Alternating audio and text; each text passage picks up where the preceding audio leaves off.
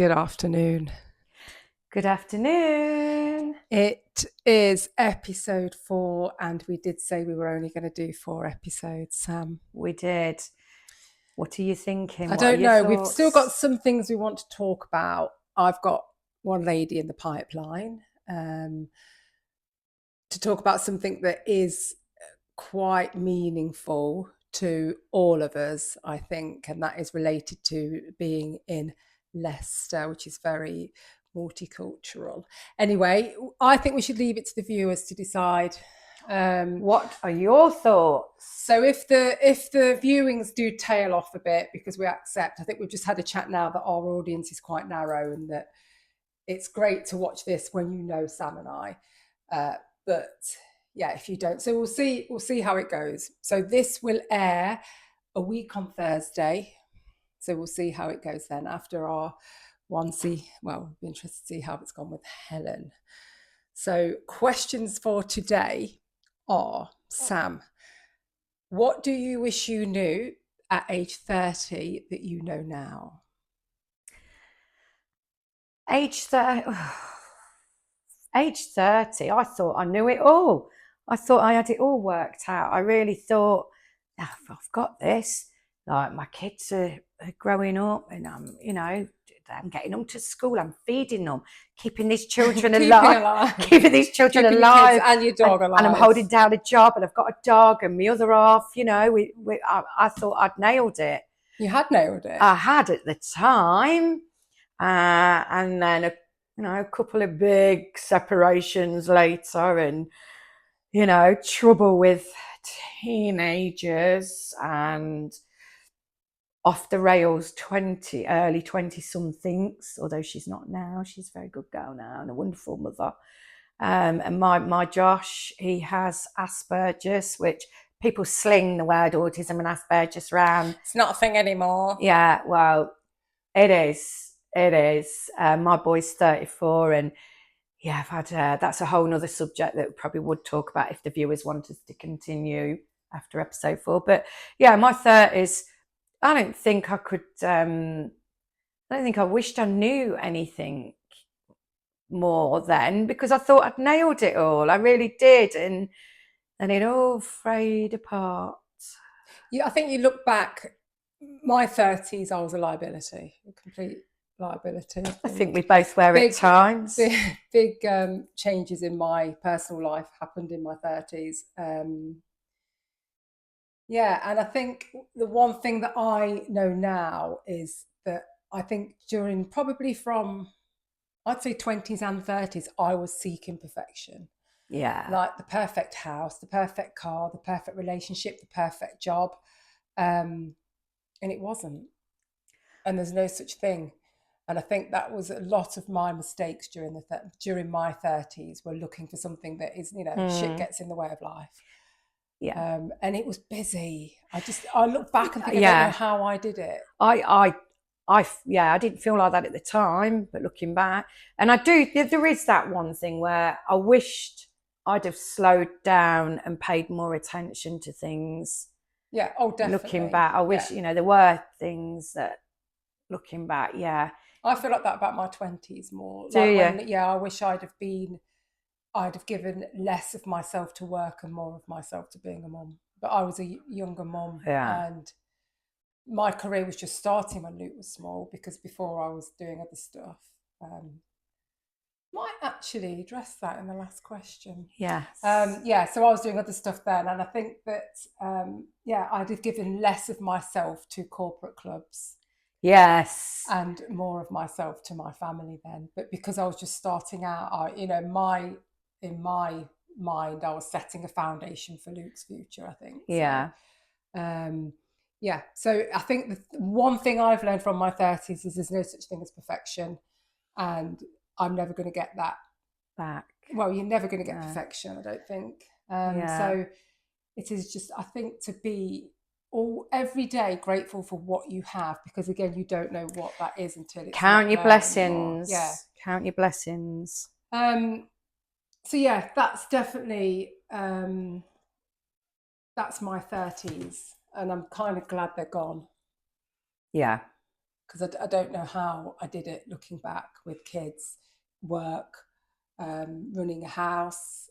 Being obsessed with cleaning. Yeah, always cleaning. It's perfection. It's the whole perfection thing, isn't it? Measure your happiness by the amount of cleaning you could fit in. But that all goes down to control as well, doesn't it? Yeah. You know, when your surroundings are chaotic and a lot of that you can't control, the one thing you can control is making sure your environment is clean. Yeah. So I'm very much like clean and tidy environment is the controlled part of my brain that is clean and tidy as well. So so that leads us on to, what have you stopped worrying about? Similar vibe here, because I've stopped worrying about cleaning so bloody much. Oh, you lucky cow. I know, dirty bitch. It's because I've got grandchildren. You know, when my kids were little, I used to be like, don't put that there. Oh, constantly at them. The grandkids have come along. Is anyone allowed to poo in your downstairs toilets? Yes, they can now. I'll never come into your house. My grandchildren, my 3-year-old. I think children don't count, because if they don't get to the toilet when they need to go, no one else. A whole other job to do. No one else can. But I'm not. I don't feel like, I'm just like, let it be a mess. It's fine when they're gone. I'll tidy up. Not bothered. And I'm much more chilled out about that sort of thing. So I've stopped worrying about having this tidy, clean, perfect surrounding this house. Your priorities have changed massively, and so they should have. I think massively. That's a good thing, definitely a positive thing. I will take inspiration from that, Sam. I don't care who comes in my house and thinks, scruffy cow, there's a crumb down there, or there's a dirty teaspoon next to the kettle. I'm not bothered. I used to be. Oh, I'd come round and be like, you've changed. I know you would. You've dropped your standards, you'd say, wouldn't you? I like it though. But the one thing that I've stopped worrying about is what other people think of me. No, I nearly said that. I think that's everyone as they get older. Yeah. Oh, I don't give a shit now, do you? I do, to a point. I do, like, from a professional point of view, I do. And I know that I'm a good person. If other people... Did you just say polite? I am polite. I'm polite and... You had it here. Thank you. She thinks she's polite. But I honestly... If somebody doesn't like me, maybe because of a class that I've put on or something I've said that was probably not delivered the way it was supposed to have been, I'm not bothered. Really? Really? I can't believe you're not bothered. Honestly, that's a big weight lifted off your shoulders. Yeah, it isn't it? Like we talked in an earlier episode, we used to worry, didn't we, what people thought about us as instructors or in general. But no. There's somebody in my life that desperately worries about what other people think of her. Yeah. And it's like it takes over her life. Yes. Yeah. And again, that is probably more what you worry about when you're younger. And I think if it carries through to adulthood, it becomes a real issue, doesn't it? It becomes a for sure major thing, and it can affect a lot of aspects of life in general. I never have that fear of, oh shit, I shouldn't have said that. I've never thought that, and I've owned it when I've said stuff that I shouldn't have said. I mean, I've got a friend here, I'm right divulging here. I've got a friend that I had for many years, and I upset this friend unintentionally by speaking a bit too much about one subject, which I didn't give out any big details or any information. I just divulged that something so it was triggering her. Yeah, and we were friends for 45 years. Wow. And she will never speak to me again. Never. And I was so hurt and upset when she rang me up screaming blue murder at me.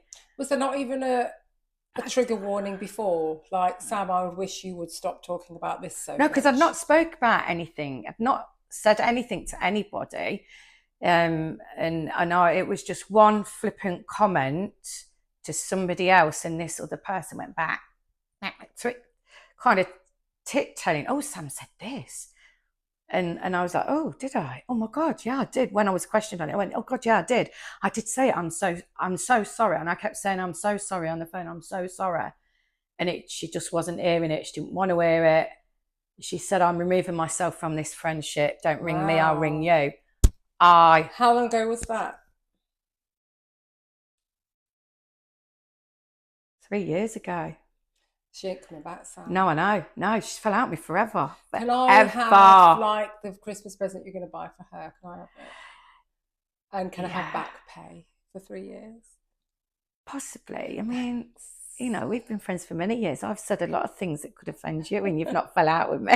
Yeah, but I think sometimes you bond with people that are like-minded. Yeah. You know, there's conversations that I'd have with you that I wouldn't probably have with other friends. You see, everybody's line, that's what I've learned as well. Everybody's tolerance line is different. And I obviously haven't got a tolerance line close to me. Mine's miles away. A lot of people say you can say what you like about me, like we've just said. I'm not very easily offended. I don't think I realise how sometimes some other people, don't want to use the word sensitive, but other people can be triggered or offended by how open I've been about something. But I'm not a gossip. I don't gossip about people, but I probably did say something where her line was, I probably overstepped the mark, which I obviously did, and she'll never speak to me again. And I went round her house to no avail. So I messaged a couple of times to no avail, and yeah, she blocked me on all levels, and I was absolutely heartbroken. Not that this person would know this. She wouldn't know this. She just kind of blocked me off. So I was like, okay, but now that is it. That is it. I'm surprised that a friendship of 40 years. Yeah, me too. Is one striker. I know. Turns out, you know. So maybe you didn't know her at all anyway. Maybe I didn't. Good riddance, whoever you are. Yeah, see ya. I'm getting your Christmas present. So. This is a gift from me for Cheryl's birthday. Talking of presents, didn't think she'd wear it. It's on. It's a citrine. It's a bracelet, and it's crystals. And I believe in all that hippie shit. Lol. Cheryl doesn't. Cheryl doesn't. You know, I believe in things like that. Saucepans. Crystal healing, saucepans and all that. She doesn't. And I said to her, you don't have to wear it. You can. I've still got those cards that you bought me, and that big cross and that wooden bead. I've got it, and that angel's still in my purse. Oh, you see. That was when we were in our 30s. It was, wasn't it? Yeah, and that angel is still with me. And that was a pretty crappy period of time for me and that's why I bought it. Yeah. So confidence. What does confidence mean to us now? Well, confidence used to mean to me like being able to walk into a room and not shrink back, be able to, you know, make my presence felt, in a work-related environment, control the class thoroughly to the level that I wanted to. But for now, for me, confidence, it just means being able to sit back and not so being happy and just being happy in your own self. Yeah, that's what confidence means to me now. Just being happy with myself and what I'm doing. I'm quietly confident. I'm like that as well now. I think I'm a lot, again, going back to the perfection thing. And I think now in the world, you will know this with Josh, that people are a lot more accommodating to non-perfect personalities. Or an example of this was I recently went to London. I went to Tate Art Gallery. Tate Boring, that's what it was called. And there was a big cafe, and I sat on this big table. It was probably for 8 people, and we're meeting our friends. So Toby and I sat there, our friends sat there, and then this other family, 3 people, so 3 adults, and the child of the adults was probably early 30s. And he came and looked at the chairs. I was on like a bench, but all the chairs around the table were irregular. And he was like, could you please sit on this chair? And immediately I was like, he's on the spectrum. Yes. And he wants perfection. I'm on the spectrum, obviously. And everybody, so he went around the whole cafe, rearranging all the seats so everybody's table had the same seats. And did everybody move? Everybody accommodated him. I love that. Yeah, they all. That. He was very confident in his approach, and but it was clear to other people that something wasn't quite right, and they all accommodated him. And 10 minutes later, every table had the right seats on, and him and his parents. And his dad just looked at me and went, "He's got autism." And I was like, "I know." Yeah. But yeah, the staff maybe thanked him for it. Oh, because I guess the irregularity of the chairs had happened through other people borrowing chairs from other tables, and my Josh he would not like that. He would probably freeze in the doorway of a room like that, and not want to go in. Yeah, he can be a bit like that sometimes. He likes benches. He likes long tables and benches. Why? Because I think it's the regularity of it all, and the straight lines of it all. Yeah. It's so odd, isn't it? Yeah. But I think the world is a lot more accommodating, and that brings me confidence. Yeah. That I can say to somebody now, "No, I'm not coming to your wedding," because I don't know anybody. I don't like putting myself in that situation, and I don't want to come. Do you know what?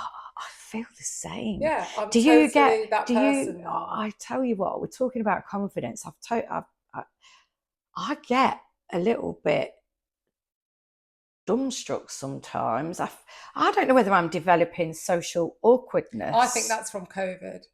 Do you? Definitely. Because I stopped obviously going out, and then, like we've said before, I lost my mum, and I think that has stopped me from being in social circles. If I don't know the majority of people at an occasion, I don't want to go.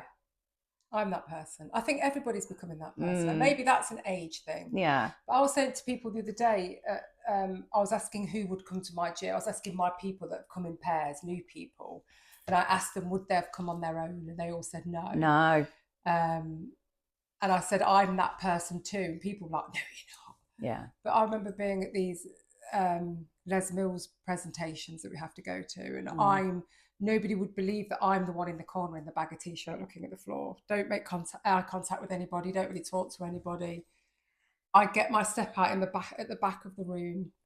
When I go on courses, even now on courses, I stand at the back. I don't interact with anyone. Yeah. I'm not one of these like wannabes on the front row. Hi, like to all the presenters. They're all the people that become instructors, aren't they?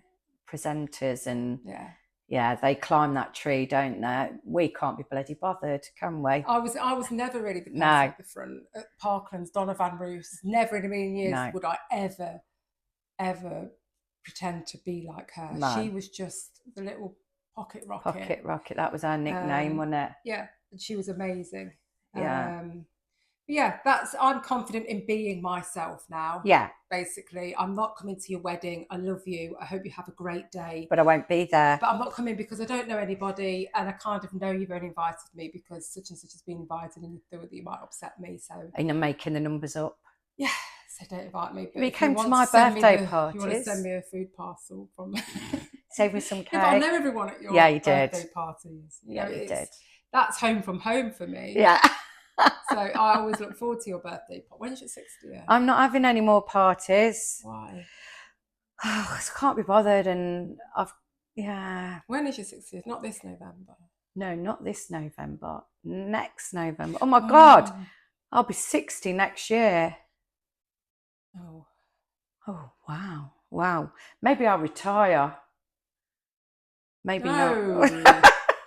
I'm never going to retire. I'm going to grow old with my clients. Yeah, I am. I'm just going to do what I can do. I'm never going to stop because it keeps me moving. It makes me happy. And without teaching, I have no income. Yeah. Can't pay for Botox. Can't pay for Botox. Oh, need more of it. And new trainers. So we're confident now being in our own skin. We've stopped worrying about what other people think. And also when I've had really shitty days, and it's been a little bit like that for me this morning. I can't really pinpoint why, but I felt on edge all morning. And in my mind now, and it works 100%, I'm like, tomorrow's a better day. And even if tomorrow's not a better day, the next day will be. That better days are always coming. They are. That saying, this too shall pass. Yeah. And it always does. You look back on Yeah. your darkest days, and you always come out the other side. And maybe not always the same person. You learn from it. But for me, I've had lots and lots of therapy, on and off through my life. But the most recent one was the one that I learned the most from. And that was always, you know, the stripping right down to childhood, you can kind of understand why you respond a certain way to certain situations. And I think the understanding of how you respond is everything. Yes. Because then you don't freak out like, why am I responding like this? You can sit down and say, I'm responding like this because, and this is how I'm going to respond next time. That's the only control you can have in situations, how you respond to things. You can't control how anybody else reacts to anything. That's it. It's your inner circle. So Sam, tell me something that nobody knows about you. You're going to have to go first. I've got quite a few things no one knows about me. You go first. One thing is that, I already know this, that I still suck my thumb. I do know this. So when you see me, ask to see my thumbs. Look, one's long and flat. And I go to bed at night and it's, and I've also got a comfort blanket. Have you got a comfort blanket? Yeah, and it's called Fluff. I didn't know that. Yeah, and it's always been like right back to my childhood. I've picked fluff, like the insides of sweaters. I thought you were going to say the inside of my belly button. No, that's not fluffy. So I've picked the fluff off and I've put it there, and I've been like, oh wow, like a rabbit. And obviously then my fluff goes bold, and I've introduced a new fluff, and then a new fluff, and now it's one of Luke's old school jumpers. But I don't really pick the fluff as much now. So this one's lasted ages. It was like age 8 and it's still got Millfield Primary on it. And I actually chopped the sleeve off it, and that's travel fluff. So you've got a travel fluff and a home fluff? I've got fluff and travel fluff. So I get into bed at night. Usually it's under my pillow. It does get washed every week though. Never used to, but every week when my bed sheets go in, fluff goes in. That's fantastic. Yeah, and I'm like, where's fluff? Where's fluff? And I like panic if fluff's not there. Sometimes it gets put in the drawer with the new bed sheets, with the clean bed sheets. Yeah, and the first thing, as well as my PE kit when I go on holiday, the first thing in the case is travel fluff. Wow, Can't sleep without travel fluff. I just hold it. What a weirdo. That's on a serious. Mine's quite boring compared to that then. I say prayer every night. I like that. I get in bed and I just say, I have to put my hands together, just say a little prayer every night. Is it the same prayer or one that's... No, it's different. Yeah, I name people in my prayer and my animals, my dogs, and, and if I've got nothing in particular to pray about, then I'll just say... Max from EastEnders. Please can David Beckham leave Victoria? Fall in love with me.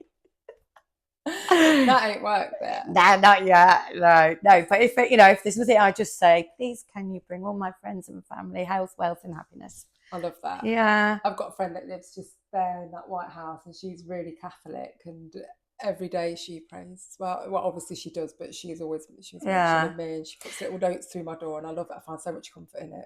I had to go to church.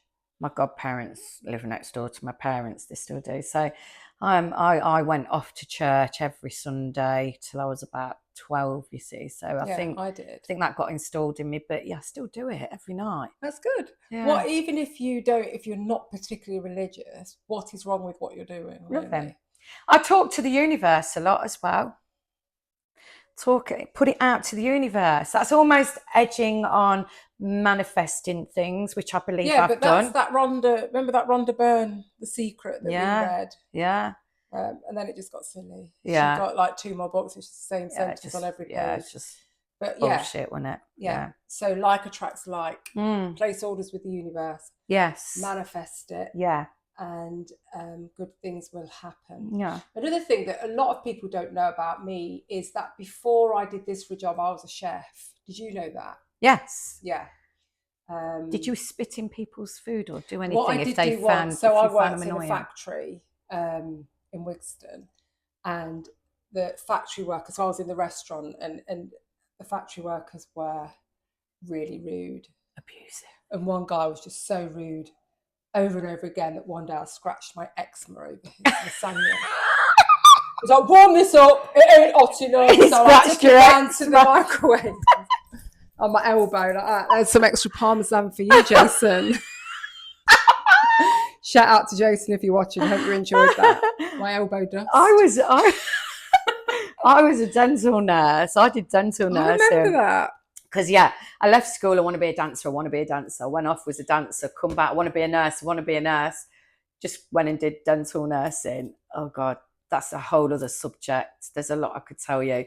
Hilarities, which would, there's things that you would just laugh your head off at. And there was just one thing that sticks in my mind. We had a lady with one leg, and she would take off her plastic leg and put it in the umbrella stand. Love it. Right.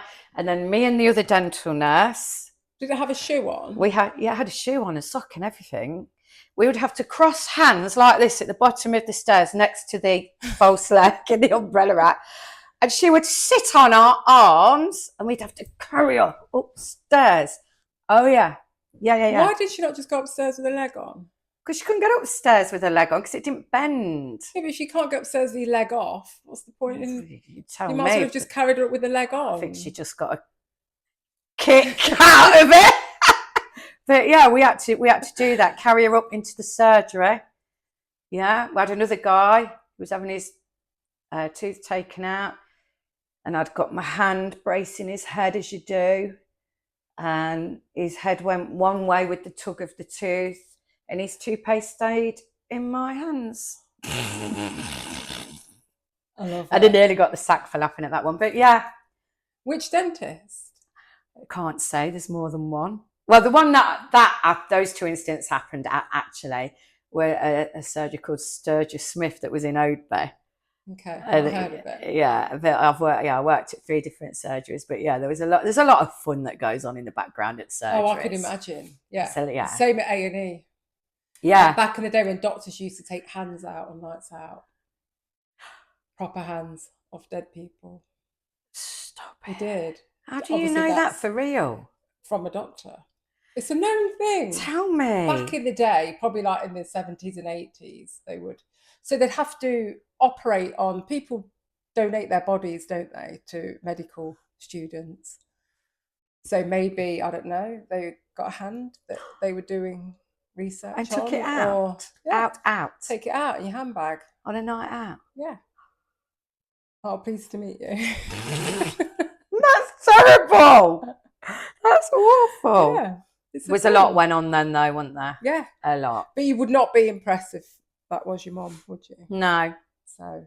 Oh, no, not at all. Right, I've got a client in 10 minutes. And Shout out to Andrea. And I've got to get on with my day. I'm still in my sweaty kit from my classes. There's one thing we've not done, Sam.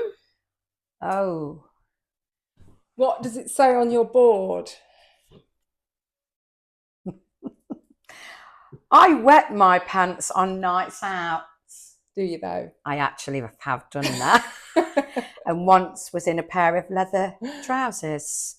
Oh. I laughed that much that I emptied my bladder in a pair of leather trousers and didn't go home and get changed. I just stayed out. Yeah, hand dryer. I did have to throw them away. That's what the hand dryer's for. Right, peace out, everyone. Hope you've enjoyed episode 4. Tell us what you want next time. And if you do want anything next time, sorry if you find us boring. Thumbs up if you don't. Love you. Bye.